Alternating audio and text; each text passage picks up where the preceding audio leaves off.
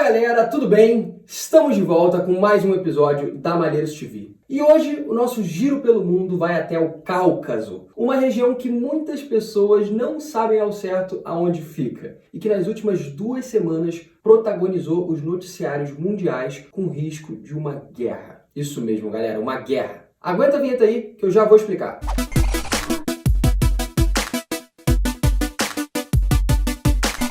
O ano de 2020 vai ser eternamente lembrado como o ano da pandemia do coronavírus. Impossível ser diferente. E uma coisa que estava chamando a atenção é que as guerras e os conflitos militares estavam dando um tempo. O maior conflito desse ano aconteceu entre os Estados Unidos e o Irã. Os dois bombardearam bases militares e aumentaram a tensão na região. A gente inclusive gravou um vídeo aqui nesse canal falando sobre esse assunto. Mas todos os acontecimentos desse ano acabaram esfriando essa discussão e nós estávamos desde então sem notícias mais graves de guerra. É claro que algumas tensões locais continuaram, mas ataques internacionais deram um tempo. Seria ótimo se continuasse assim, né? Mas no final de setembro, chegou a notícia de uma possível guerra no Cáucaso. Para localizar todo mundo, o Cáucaso fica na transição da Europa com a Ásia. É uma faixa entre o Mar Negro e o Mar Cáspio, uma região muito importante por conta das reservas de petróleo e da passagem de gasodutos. Fica logo abaixo da Rússia e em cima de países do Oriente Médio como a Turquia e o Irã.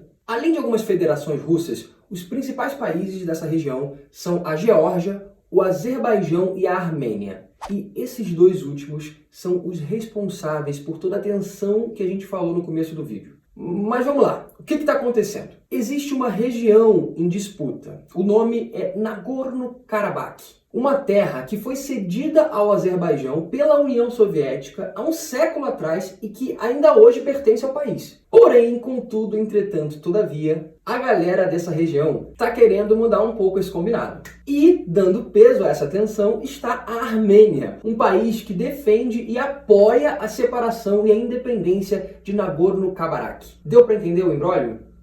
É preciso falar que já aconteceram outros conflitos na região que já chegaram até acordos de cessar-fogo, mas nunca um acordo de paz. Aí, esse é aquele momento que você fala, mas Maneiros, o que a Armênia está se metendo no território do Azerbaijão?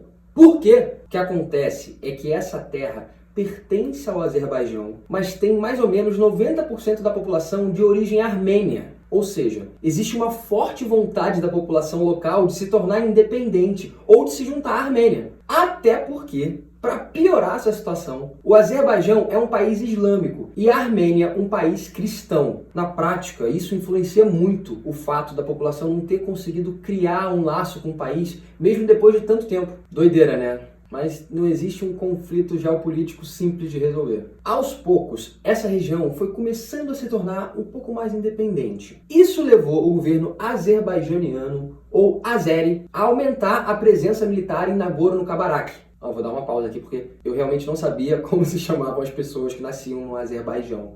E eu gostei muito. Azeri.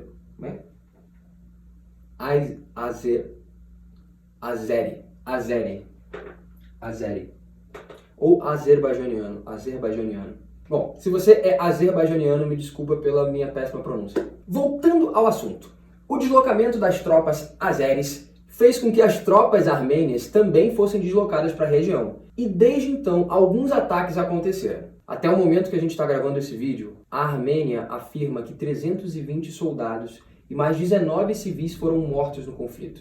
Pelo Azerbaijão, existe um número de 28 civis mortos e a acusação de que a Armênia teria bombardeado regiões fora da área em disputa. Mas essas baixas do Azerbaijão estão sendo muito questionadas. Muita gente acha que eles estão escondendo o real número de mortes como estratégia militar. A verdade é que, por enquanto, a gente não vai saber. E nessa região que está em disputa, Nagorno-Karabakh, o governo local calcula que mais ou menos metade da população já fugiu do conflito. Eu não consigo imaginar o terror que essas pessoas passaram nos últimos dias. Agora que você percebeu que o assunto é sério, a gente pode começar a pensar, será que tem chance dessa guerra se agravar no meio de um ano de pandemia? O que será que os outros países estão pensando dessa situação. E é justamente nesse apoio internacional que o conflito ficou ainda mais tenso. Sabe como na época da Guerra Fria, que um conflito pequeno a qualquer momento podia começar a envolver grandes potências mundiais? Porque todo mundo parece que quer dar uma opinião. A Turquia começou declarando o apoio ao Azerbaijão.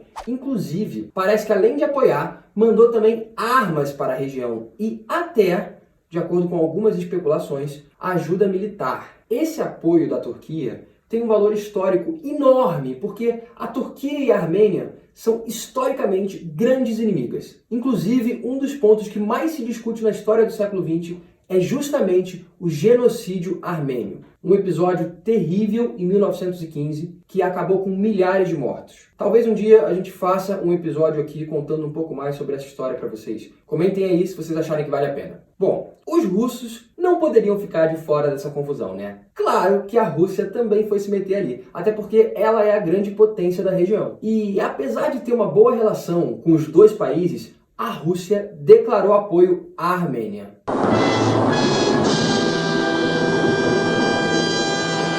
Climão, hein? Climão, torta de climão. Mas olha, ela declarou apoio à Armênia, mas deixou muito claro que é contra a guerra e classificou os ataques na região como uma grande tragédia. Agora, vamos ser sinceros aqui. Para a Rússia, realmente não interessa nem um pouco ter uma guerra praticamente em casa. Isso é claro. Mas o governo russo também não gosta de ver a Turquia e muito menos os países ocidentais, como a França, por exemplo, se metendo ali na região. Por isso, o presidente russo Vladimir Putin já centralizou a discussão e está tratando o fim do conflito. Algumas questões ainda estão sendo debatidas, mas provavelmente o conflito vai parar. Os dois países já declararam que estão abertos a uma negociação. E se tudo der certo, isso vai trazer a notícia que todo mundo espera: o fim da guerra. É claro que a gente vai ficar por dentro dos desdobramentos por esse conflito para trazer aqui para vocês. E se vocês curtiram esse vídeo, curtiram esse conteúdo, deem um like, deem um joinha, mandem para um amigo para a gente ampliar essa discussão. Valeu, galera, e até semana que vem no nosso próximo vídeo aqui na Malheiros TV.